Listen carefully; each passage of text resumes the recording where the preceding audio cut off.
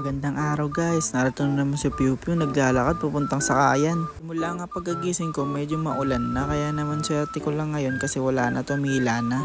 Kaso bad trip malas kasi pagkasakay ko nga ng jeep nalaman kong nagsuspend na nga yung mayor namin. Pero tinuloy ko pa rin yung biyahe ko para sana kunin ko yung canister sa may locker. Grabe nga, kahit na wala na nga pasok, napaka-traffic pa rin dito.